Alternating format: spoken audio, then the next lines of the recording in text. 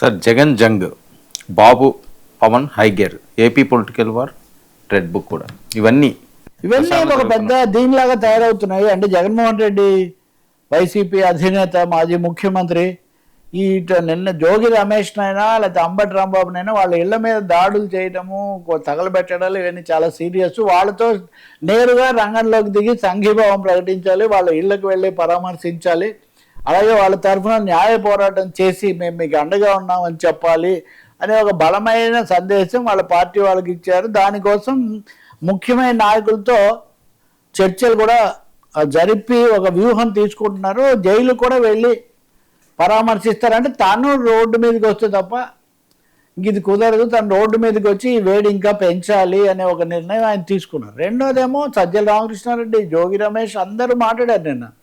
బొత్స అందరూ మేమేం తగ్గేదే లేదు, మీరు చేసేదే చాలా తప్పు, ఇది మీరు వ్యూహాత్మకంగా చేస్తున్నారు, ఇంకా చెప్పాలంటే మీరు అంబటి రాంబాబు ప్రాణాలు తీయడానికే ఇదంతా చేశారన్న స్థాయిలో వాళ్ళు ధ్వజం ఎత్తారు.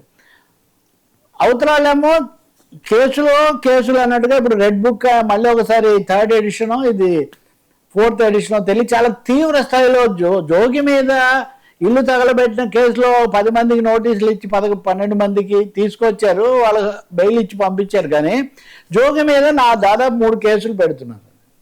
కాకాని గోవర్ధన్ రెడ్డి మీద కేసు పెట్టాలని నోటీసులు తీసిపోయారు, ఆయనేమో ఏ సెక్షన్ అని ఏదో అడిగి అట్లా వెళ్ళిపోయాడు. విడుదల రజనీ మీద కేసులు ఇప్పుడు ఇదే. అంటే ఒక వరుసగా ఒక పరంపరగా కేసులు పెట్టడము ఇదంతా కూడా ఇటువైపు నుంచి జరుగుతున్నట్టుగా ఉంది. ఇక రెండవదేమో పవన్ కళ్యాణ్, వాళ్ళ పార్టీ విషయాలు మనం తర్వాత మాట్లాడదాం అనుకుంటే, నిన్న ఆ సమావేశంలో వైసీపీని ఎందుకు ధీటుగా ఎదుర్కోవట్లేదు, వైసీపీ ఇంత ప్రచారాలు చేస్తుంటే ఏమాత్రం కూడా తడబాటు పడాల్సిన అవసరం లేదు, తీవ్రంగా ఎదుర్కోవాల్సిందే, తిప్పి కొట్టాలి అనే ఒక పిలుపు ఆయన ఇచ్చారు. ఇప్పుడు ఈరోజు క్యాబినెట్లో చంద్రబాబు ఎలాగో నిన్న కూడా మాట్లాడారు. అయితే చంద్రబాబు ఒక జాగ్రత్త మటుకు తీసుకోవాలి, మనల్ని రెచ్చగొడుతున్నారు, మనం ట్రాప్లో పడొద్దు.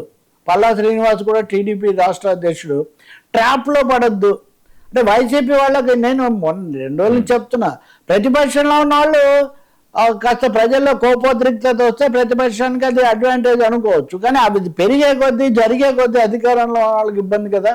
సో నిన్న 1-2 సార్లు వీడియో కాన్ఫరెన్స్లో చంద్రబాబు కానీ పల్లా శ్రీనివాస్ కానీ మీరు ఇది చాలా అదుపులో సంయమనం పాటించాలి లేకపోతే కుదరదని ఆ విషయమే హోంమంత్రి అనిత కూడా చెప్పారు.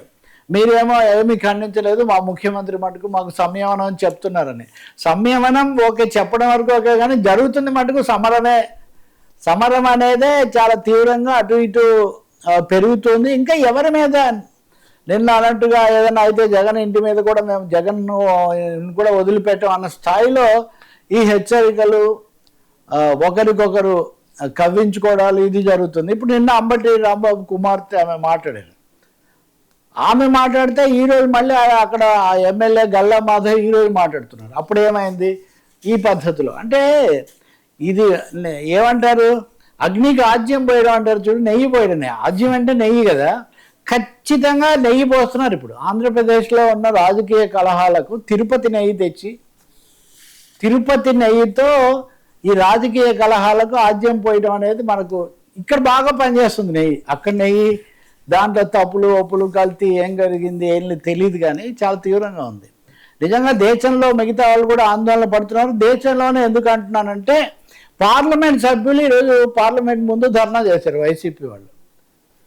మీరు రాష్ట్రపతి పాలన పెట్టండి అని అందరూ, వైవి సుబ్బారెడ్డి, మిథున్ రెడ్డి, అవినాష్ రెడ్డి వీళ్ళందరూ ప్లకార్డులు పట్టుకున్నారు. బహుశా చంద్రబాబు నాయుడు కొంచెం జాగ్రత్త పడడానికి జాతీయ దృష్టికి పోకూడదు, మన రాష్ట్రంలో శాంతి భద్రతలు లేవనేది పోకూడదని ఆయన కొంచెం జాగ్రత్తలు చెప్పారంటున్నారు. కానీ క్యాబినెట్ జరుగుతోంది, కాసేపట్లో క్యాబినెట్ దీనికి సంబంధించి ఒక వ్యూహం తీసుకొని ప్రజల ముందుకు వస్తుందని చెప్పి భావిస్తున్నారు.